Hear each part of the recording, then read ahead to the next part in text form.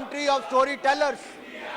And if we are known as a story of country tellers, a country of storytellers, तो उसमें इसके पीछे हमारी लेगेसी, हमारा कल्चर, हमारी डाइवर्सिटी, हमारा हेरिटेज, इन सब का एक बहुत बड़ा रोल है। और हमें गांव-गांव की बातें, अपने कल्चर से जुड़ी बातों को आज देश दुनिया के पहुंचाने का एक अवसर है। मैं एक उदाहरण आप सबके सामने रखना चाहूंगा।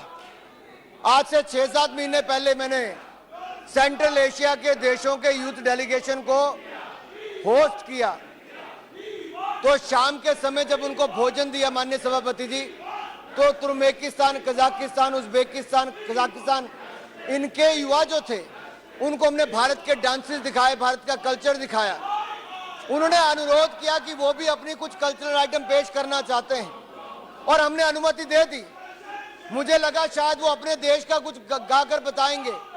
जब वो मंच पर आए तो किसी ने कौन से जमाने का गाना गाया? मिथुन चक्रवर्ती की फिल्म जब आई थी उनमें से अधिकतर लोग पैदा भी नहीं हुए थे। तो पहला गाना गाया I am a disco dancer. वो किसने गाया? सेंट्रल एशिया के देश के लोग। दूसरा ग्रुप आया तो उसने क्या गाया? जिम्मी जिम्मी जिम्मी आजा आजा आजा।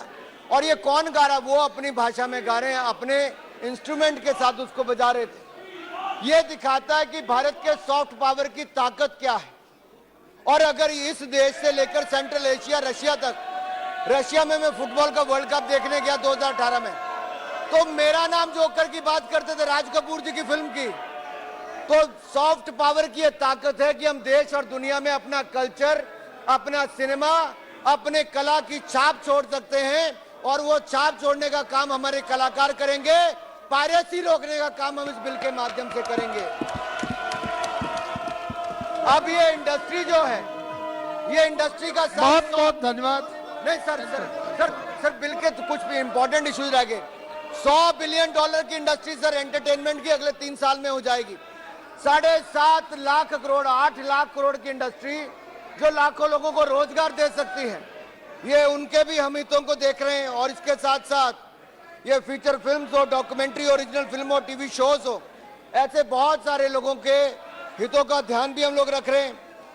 आज अगर देखा जाए तो इन सबके साथ साथ माननीय सभापति जी, जो सवाल यहाँ पर कुछ पूछे गए हैं, जो समर्थन के समय ये जो कहा गया कि क्या जो बाकी एक्ट हैं, कॉपीराइट एक्ट हो या आईटी एक्ट 66 हो, उसका क्या करेंगे? तो मैं उस पर भी थोड़ा क्लैरिफिकेशन यहाँ पे करना चाहता हूँ, क्योंकि इंडस्ट्री के लिए, मीडिया के लिए जानना बहुत आवश्यक है।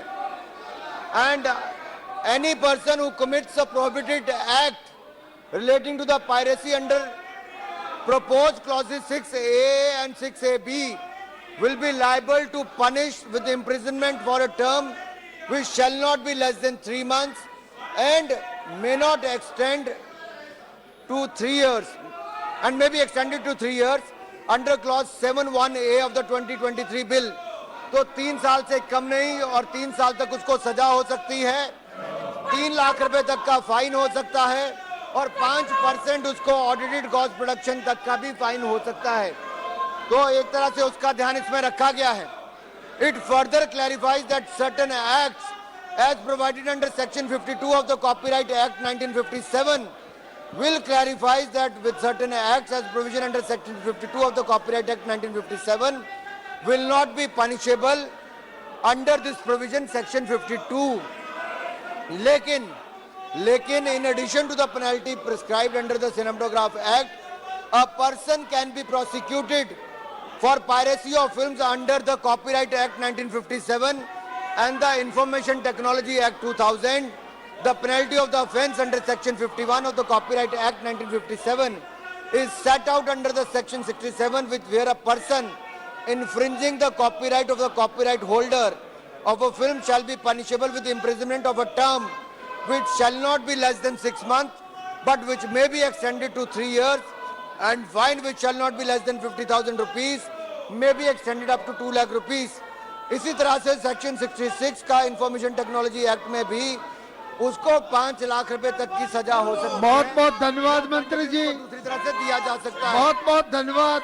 और इसके साथ साथ हमने बहुत जहां बहुत इनके धन्यवाद। कंपनसेशन की बात भी कही है, साथ ही साथ माननीय उनके जो केवल 10 साल में उसको लाइसेंस खत्म हो जाता था, अब फिल्म वालों का लाइसेंस 10 साल में खत्म नहीं होगा, सारी उम्र के लिए उनको लाइसेंस भारत सरकार ने दे दिया है। कोई दफ्तर के चक्कर नहीं काटने पड़ेंगे, कोई दफ्तर के चक्कर नहीं काटने हैं, आपको आपके अधिकार दे दिए हैं। यही नहीं, जो एज क्राइटेरिया वो मैंने पहले स्पष्ट कर दिया है, और एज क्राइटेरिया के साथ साथ अगर मैं एक बात यहाँ पे और करना चाहता हूँ, ये जो चेंज ऑफ कैटेगरी है, अगर आपकी फिल्म ए कैटेगरी में, एच कैटेगरी में है और आप उसको टीवी पे दिखाना चाहते हो, तो जो क्लॉज सीबीएफसी आपको चेंज करने के लिए कहेगा, वो केबल टेलीविजन नेटवर्क के प्रोग्राम कोड के अनुसार अगर आप कर दोगे तो टेलीविजन पर भी आपको फिल्म दिखाने का पूरा अधिकार मिल जाएगा, आपको कोई नहीं रोकेगा।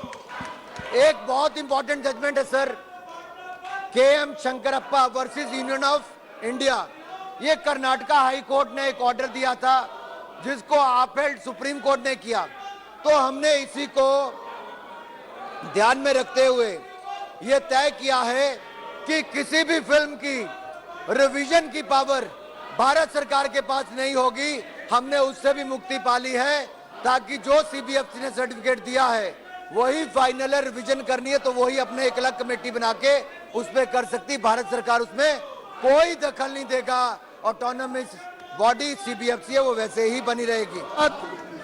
मंत्री जी बहुत बहुत धन्यवाद। मैं एक मिनट में समाप्त कर देता हूं। तो जितने भी माननीय सदस्यों ने अपनी बात रखी है, आपके सभी बातों को हमने पूरी इंडस्ट्री के साथ चर्चा करके और स्टैंडिंग कमेटी में पूरी चर्चा करके एक ऐसा बिल बनाया है जो आजादी के 75वें साल में तो आया, फिल्म इंडस्ट्री के 110 साल पूरे होने के बाद आया, लेकिन अगले 100 साल तक, 200 साल तक पायरेसी से आपको बिल्कुल मुक्ति दिलाएगा। इस सब के लिए आपका बहुत बहुत धन्यवाद, सबका बहुत बहुत आभार।